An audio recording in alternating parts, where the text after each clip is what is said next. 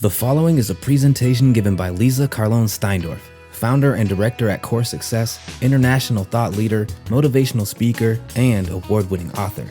The concepts and practical tools that Leeza shares help people around the world to transform their limiting beliefs and behaviors into lives that are inspiring, empowering, and meaningful.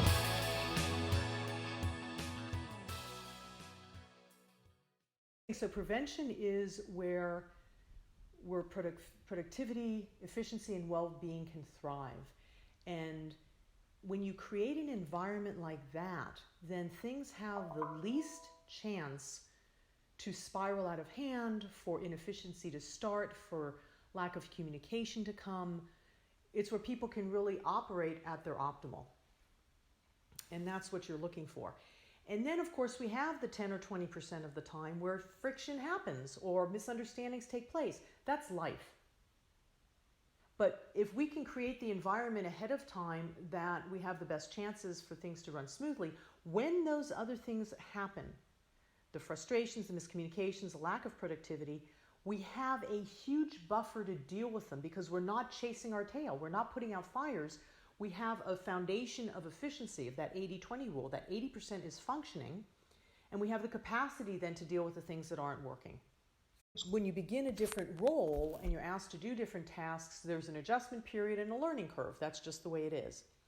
In addition to that, however, you are coming into a position where the predecessor was not organized, right? So not only are you inheriting systems that have not been maintained to keep an organizational flow, but now your team is going from, black to white. So they have an adjustment also. So you have the self-studentship where you increase the awareness of yourself, who you are, what you want, how you like to get those things. But then you have the study of other, and it is based on a very fundamental curiosity of who that person is, where they're at and where they came from, and what they want. And that study of the other is an incredibly valuable tool for a leader. Because if you're not coming from a place of curiosity with the people that you're working with, it's basically a one-way street. All you need is a megaphone toward a wall. There's nobody on the receiving end. You're just sending. And that's not leadership. That's dictatorship. So the art then of leadership is to have a dance between that self-studentship of knowing who you are, how you lead, where you're going, to have the study of other, to really grasp where those people are, and then to hold the 30,000-foot view of what this organization is about and what our objectives are long-term and what our short-term objectives are.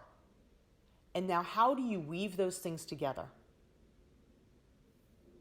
So with yourself, the others, the purpose of the organization, and now how do you as the leader weave those together so that you feel good about your leadership, they feel good about their performance, and they're performing optimally, and your organization is thriving. Yeah, and that's the art of leadership. You got to choreograph an event, even if it's part of a luncheon, that you kick it off with a lunch, and then you go into a meeting so there's a relaxed atmosphere, people feel like they're welcomed, and then you go into, these pieces, and you can even start with your commitment and say, this is who I am, this is where we've come from, this is who was before me. Never disparage your predecessor. But accent that, this is how it may be, and this is how you can frame it best. This may be different than what you had, I don't know, right? But this is how I function, and this is how I want us to function as a team. So they know something new is coming down the pipeline. You frame it for them, right? So that they know how you want, that's the purpose, is that you want to create the understanding of how you want to move forward as a team. And you want to share your commitments to them, and also share with them what you would ask of them in the way of commitment and engagement. And then you start out by sharing, what it is that you're willing to commit, and then go through the different, and if you write this down, which would be best, or do it on a PowerPoint presentation that they can see, okay, so this is what, and oh God, I've been here for years. I know this. Oh yeah, but it's good to refresh it. Oh, so she wants it this way. And oh yeah, and then there's that. Oh gee, I totally forgot to do that, right? Because in the end, the more that you support your employees, the more they're going to want to serve you. That's just the way people are. That we have, that attitude of distrust is pervasive. We've been taught to be skeptical of people that are kind to us. If people want to do things for us, most people will think, well, what do they want? What is he trying to do? What does he want to get out of me? It's so automatic, it's crazy. And it literally, in my opinion, I just posted a little clip on this on YouTube called The Doubting Trap. And it was for a parenting conference that I did, because it starts when kids are very small. The parent will say, and I've heard this so often from parents, he's trying to push my buttons. She knows exactly what bothers me and she's trying to manipulate me. And I say to parents, your child does not wake up in the morning and say, gee, let me see how I can bother my mother or my father today. That's not what they're doing. What they're trying to do is they're trying to say, let's see how I can have the best time today possible. And then they'll do it any way they can. That's what their goal is. But as we grow, then we learn, oh, I can't trust her kindness. I can't trust his wanting to give something to me. We learn that distrust. And so for you to come as a leader and say, I'm here to support you, and be sincere about that, is very often people are like, well, wait a minute, where's the catch? And at some point when there's no catch, they're going to say, whoa, like she's just really awesome. Like she's just a great leader. And then that's where that desire to give back is. It's like, well, gee, let me help her. Let me do my best job, because we're all in this together. And that's how you promote that kind of loyalty and collaboration. That distrust is the biggest elephant in the room.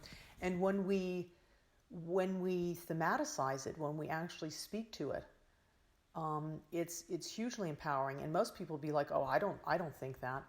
And it doesn't even matter whether they recognize it. What matters is that you just keep modeling it. That's what really counts. This has been a presentation by Leeza Carlone Steindorf. You can find out more about Leeza's work and contact her at leezasteinDorf.com. Thank you, and be well.